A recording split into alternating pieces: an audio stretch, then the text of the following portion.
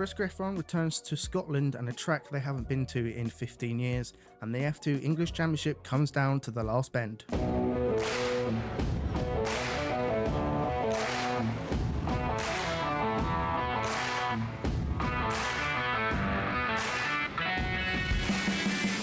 So I think the first question to answer is, what is the Stock Car Show? So this is basically a series that will talk about what happened the previous week in the world of stock cars and what's coming up the week ahead. It's going to be largely uncut. I haven't got a script to go off.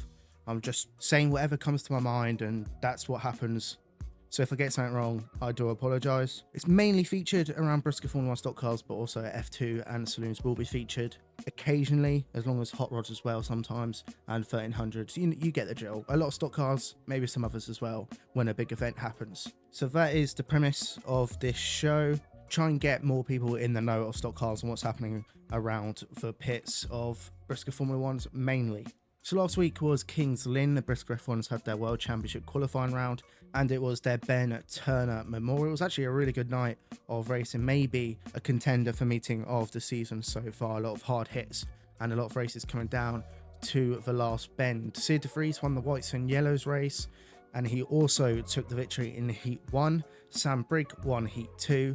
Kyle Gray won the consolation after a Callum Gill and Jack France last bender, so Kyle Gray went from third to first in one bend, and Tom Harris took his 99th career final win in the Ben Turner Memorial Final, putting him one away from the century of 100 after a last lap battle, I should say, with Craig Finnegan, which unfortunately led to Craig Finnegan getting a puncture. And Frank Wayman Jr. took the win in the Grand National after he also went from third to first in one bend after Rob Plant and Sid de Vries got tangled on the last bend, and Frankie Wayman Jr. went down the inside of Sid de Vries to take the win. As mentioned, it was also the F2 English Championship, where they had 3 heats won by Joshua Wilson, Jack Issett and Josh Rayner.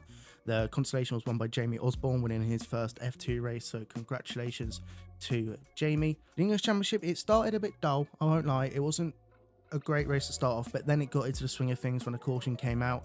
Alex Butcher was driving away from the pack, but Charlie Ginchard got up into second and just hunted him down and came from quite a fair way back on the last lap to do a last bender and managed to just hit Alex enough that it put Alex off, and Charlie rode a wall for a little bit but popped back out to take the win and his second English Championship. He won it at Hennesford in, I want to say 2022, but it could be 23. It's one of them two, I do apologise. And Ben Chalkley took the victory in the Grand National. So that was King's Lynn. That was Tom Harris' first final win of the season, and it was also, I think, his first non-Grand National win this season, because he won a Grand National at Northampton and his win at Bradford was a Grand National Championship. Quick look at the points. Frank Wayman leads the grading points on 409, a long way ahead of Matt Newson on 300 and Tom Harris in third on 250. Finn Sargent's next on 241, with Polly in 5th on 218. In terms of world qualifying points, Tom Harris leads on 420 points, which gives him the opportunity at the moment to choose which semi-final he wants to go in. Frank Wayman Jr. second on 406. They are both miles ahead of Matt Newson, who's in third on 249. Finn Sargent's had a great world qualifying campaign. He's 4th on 232. On screen is how the current semi-finals would look thanks to Stuxnet. Obviously, we don't know which semi-final at the moment Tom Harris would pick, so it's just a bit of a guess, but you can see by the points how the semi-finals would currently look. So as we look ahead to this week, BriSCA Formula 1 returns to Scotland for the Scottish Championship. Happens normally every other year. The last time we ventured north of the border, Simon Traves became Scottish champion. Quite a fair few entries this week, 28 cars. Personally, for me, I didn't expect too much because Scotland is a bit of a trek, but it's still very good to see Scotland on the calendar. The drivers booked in for this week are Charlie Sauder, Catherine Harris, Michael Scriven, Matt Newson, Lewis Hunter, Dennis Midler driving a BriSCA Formula 1 for the first time in a while. You might know him from Formula 2s and I believe saloons now. Simon Traves booked in, the defending Scottish champion. Chris Burgoyne, the F2 European champion and 2-time F2 world champion, is booked in.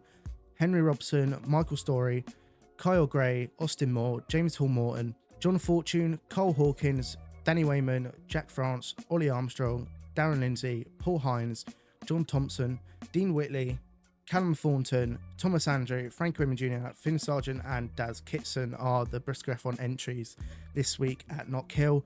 I believe it is the same at Cowden Beef +1. I'm not sure who that one is, but it's about the same for both meetings. Knock Hill on Saturday starts at 2 o'clock and Cowden Beef on the Sunday starts at 1 o'clock. The Saturday at Knock Hill is for Scottish Championship. Cowden Beef is just obviously part of the Scotland weekend. Also featuring this week is mini stocks and saloons. Fair few mini stocks booked in, but a load of saloons, which is great to see. They're going to be really good around Knock Hill, I reckon. Good to see a lot of the English drivers going up for both days.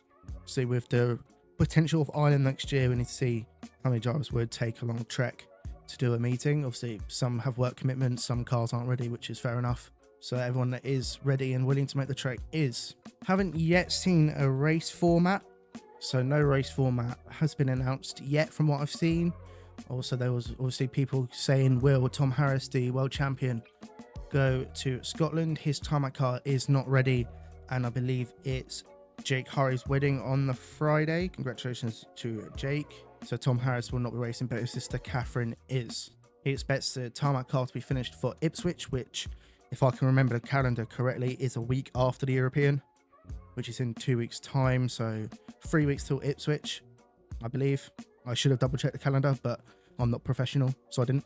BriSCA F2s are at Northampton on the Saturday for their Love F2s People's Trophy. A fair few booked in. I think that's 32 booked in for the Northampton meeting, which is really good to see. They are also on the Bristol on the Sunday and Buxton and Taunton on the Monday. So in a few weeks' time is the European Championship for F1s and F2s. So it's a good meeting for the F2s in particular to get some practice, get the car dialed in for a Northampton meeting. So that's today's episode of the Stock Car Show. Obviously a not very long one because I'm just starting out and figuring out how I want to set this up. If you did enjoy, please like and subscribe. It really means the world to me. And I'll see you next week for episode 2 of the Stock Car Show.